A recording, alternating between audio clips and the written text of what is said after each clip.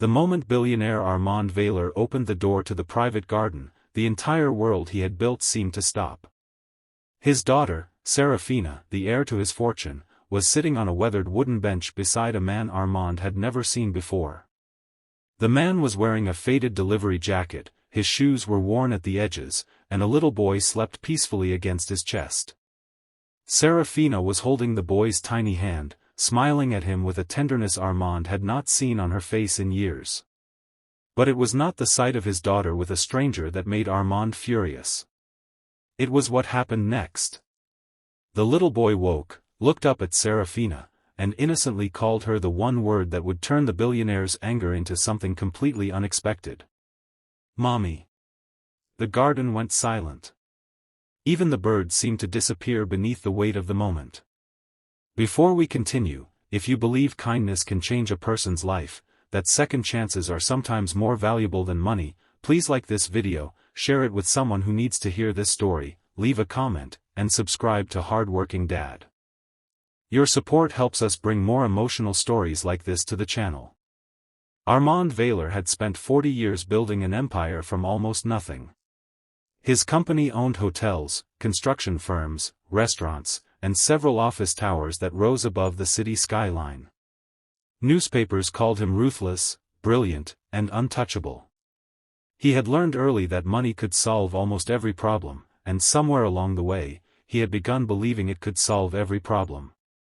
His only daughter, Seraphina, had grown up surrounded by private schools, expensive vacations, and houses with more rooms than a family could ever need. Yet despite having everything money could buy, she had quietly become lonely. Her mother had died when Seraphina was young, and Armand had responded to the loss by working harder. He believed providing everything was the same as being present. Seraphina had learned to stop asking him for time. That morning, Armand had arrived at his downtown hotel for an important charity luncheon. His security director mentioned that Seraphina had been seen in the garden behind the hotel earlier that afternoon. Armand was surprised because his daughter rarely visited his business properties without telling him. He walked through the glass doors expecting to find her with one of her wealthy friends, perhaps discussing a charity event or planning another society gathering. Instead, he found her sitting beside a struggling single father named Kellan. Kellan had no idea who Armand was when he first met Seraphina. He had been working a double shift delivering meals around the city, trying to earn enough to pay his son's medical bills and keep the small apartment they rented. His wife had left years earlier, and since then he had raised his 7-year-old son, Milo, alone. Kellan worked mornings at a warehouse and afternoons making deliveries. He often skipped meals so Milo could have enough food. He never complained about his situation because he believed his son should remember his father as someone who kept moving forward, not someone who surrendered. A few weeks earlier, Seraphina had noticed Kellan outside the hotel during a brutal summer afternoon. Milo had been sitting on the sidewalk, exhausted from the heat, while Kellan tried to repair the chain on his battered bicycle. Seraphina had offered them water. Kellan thanked her but refused money. That small refusal stayed in her mind. In a world where nearly everyone wanted something from her, this tired stranger wanted nothing. Their friendship grew slowly. Seraphina began bringing books for Milo, not expensive toys. She listened to Kellan talk about his dreams, his worries, and the little things that kept him awake at night. For the first time in years, she felt useful instead of merely wealthy. But Armand knew none of that. He saw only a man beneath his daughter's social standing, and his face hardened. He demanded to know who Kellan was and why Seraphina had been spending time with him. Kellan immediately stood up, carefully holding Milo so the sleeping child would not fall. He apologized and explained that there was no disrespect intended. Seraphina stepped between them and told her father that Kellan was her friend and that he had never asked her for money or favors. Armand looked at Kellan's worn jacket, then at the little boy in his arms, and told him that people like him often knew exactly how to manipulate wealthy families. The accusation hit Kellan harder than any insult he had heard in years. He lowered his eyes, not because Armand was right, but because he had spent his whole life fighting to protect his dignity. He turned to leave. Seraphina grabbed his arm and pleaded with her father to stop. Armand told her that she had no idea what she was doing and that he would not allow her to throw away her future for someone who had nothing. Then Milo woke up. The little boy rubbed his eyes, looked at Seraphina, and reached for her hand. He called her mommy because that was what he had started calling her when she read him stories and sat beside him during his hospital visits. Seraphina froze. Kellan looked embarrassed and gently explained that Milo had become attached to her. But Armand did not react. He stared at the child's thin face, the hospital bracelet still around his wrist, and suddenly noticed something he had ignored. Milo was sick. Armand asked what was wrong. Kellan explained that Milo needed another round of treatment, but the insurance coverage was not enough. He had already sold his car and borrowed money from everyone he knew. He had been working every hour possible, yet the bills kept growing. Kellan said he did not want charity. He only wanted enough time to keep his son alive. Armand felt something inside him crack, but his pride still fought against it. He asked why Kellan had never approached him. Kellan looked directly at him and said that he had no idea who Armand was and, even if he had known, he would not have asked. He had promised his son that he would never beg people for what he could earn himself. Those words silenced Armand. For decades, people had surrounded him with compliments, requests, business proposals, and carefully rehearsed smiles. Kellan was the first person in years who stood before him with nothing to offer except honesty. Armand looked at his daughter and realized something painful. Seraphina had not fallen into the wrong crowd. She had found the kind of person her father had forgotten how to be. But the real shock came when Armand asked Milo what he wanted most.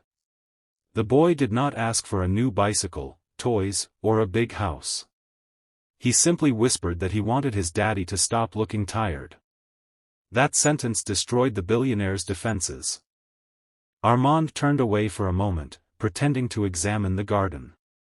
His eyes filled with tears, and he quickly wiped them before anyone could see. He remembered his own childhood, when his father had worked 12-hour shifts at a factory.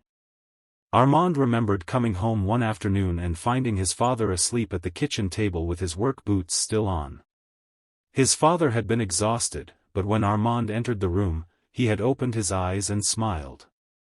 Armand had spent his entire adult life trying to become rich enough that his own family would never struggle. Yet somehow, in escaping poverty, he had forgotten the love that had made those difficult years bearable. When Armand finally turned back, everyone expected another angry speech. Instead, he walked toward Kellan and extended his hand.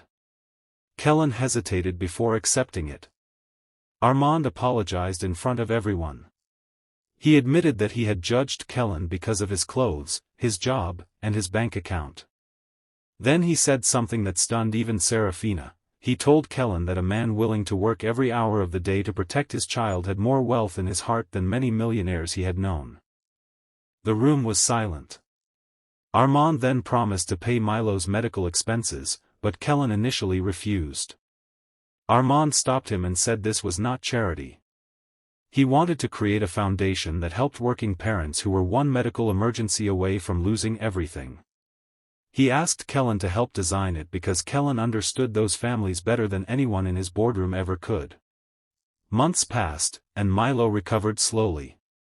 Kellan became the director of the new foundation's community program.